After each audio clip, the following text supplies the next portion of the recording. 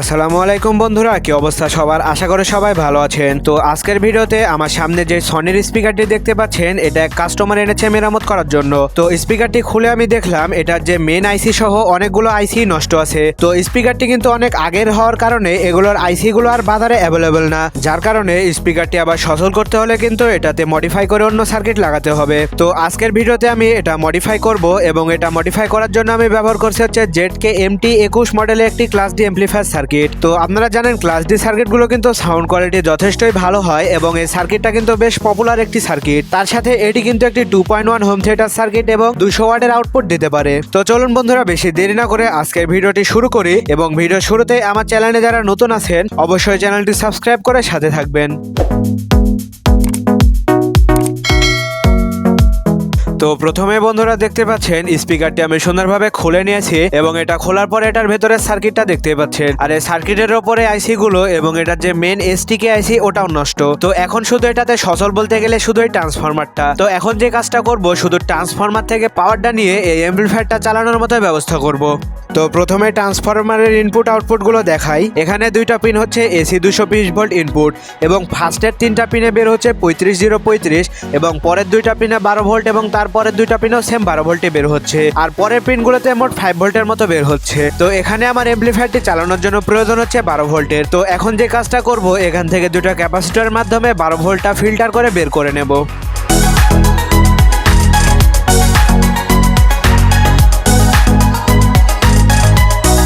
তো দেখতে পাচ্ছেন এখানে 4টা ডায়োড দিয়ে রেকটিফাই করেছি এবং সম্পূর্ণ ফিল্টার করেছি। এবার এটা ট্রান্সফরমারে লাগাবো।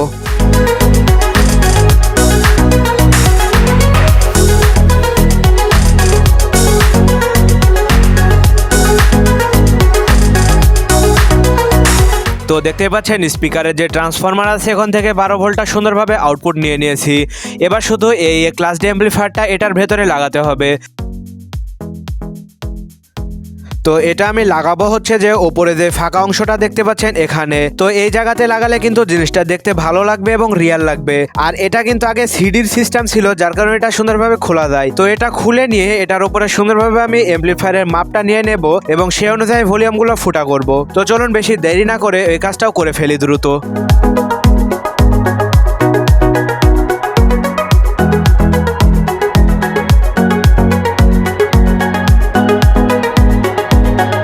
তো দেখতে পাচ্ছেন সামনের অংশটা ফুটা করা শেষ।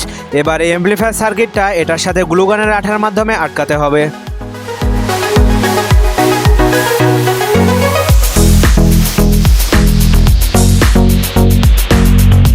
তো এখন এগুলো লাগানোর পরে এটার বক্সে দেওয়া ভলিউম নবগুলো সার্কিটের সাথে লাগাবো।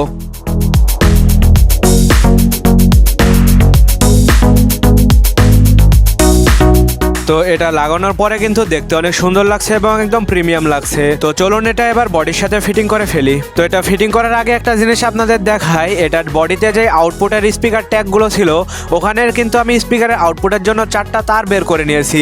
এটা শুধু অ্যাম্প্লিফায়ারের সাথে কানেক্ট করে দিলেই কিন্তু এই ট্যাগের মাধ্যমে আগের মতোই আবার স্পিকারের আউটপুট নেওয়া যাবে। তো সব মিলিয়ে দেখতে পাচ্ছেন এখানে আমার 3 জোড়া তার বের হয়েছে, 2টা পাওয়ারের জন্য এবং 4টা স্পিকার আউটপুটের জন্য। তো এখন শুধু এই অ্যাম্প্লিফায়ার সার্কিটের সাথে এগুলো কানেক্ট করে দিলেই আমার কমপ্লিট কাজ হয়ে যায়।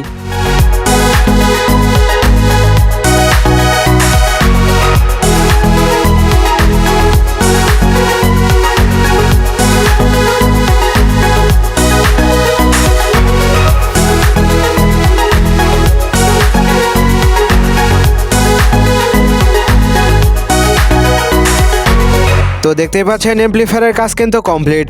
এটা শুধু এখন সুন্দরভাবে সাজিয়ে গুছিয়ে সেটআপ দিলেই হয়ে যায়। তো এটা তারগুলো সুন্দরভাবে গুছিয়ে সেটআপ দেওয়ার পর দেখতে পাচ্ছেন আরো সুন্দর লাগছে এবং এটা সামনেকার অংশটাও লাগানো হয়ে গেছে। এখন শুধু এটার ব্যাকপার্টটা লাগিয়ে একটু সাউন্ড টেস্টটা করতে হবে। তো চলুন বেশি দেরি না করে অফ ক্যামেরাতে এটার কভারগুলো লাগিয়ে ফেলি। তো বন্ধুরা দেখতে পাচ্ছেন এটা সেটআপ দেওয়ার পরে কিন্তু বোঝাই যাচ্ছে না যে এটার ভেতরে কাজ করা হয়েছে। আর ক্লাস ডি অ্যাম্প্লিফায়ারের ভলিউমগুলোর জন্য কিন্তু স্পিকারটা দেখতে আরো সুন্দর লাগছে। তো চলুন এটার এবার একটু সাউন্ড টেস্ট করি।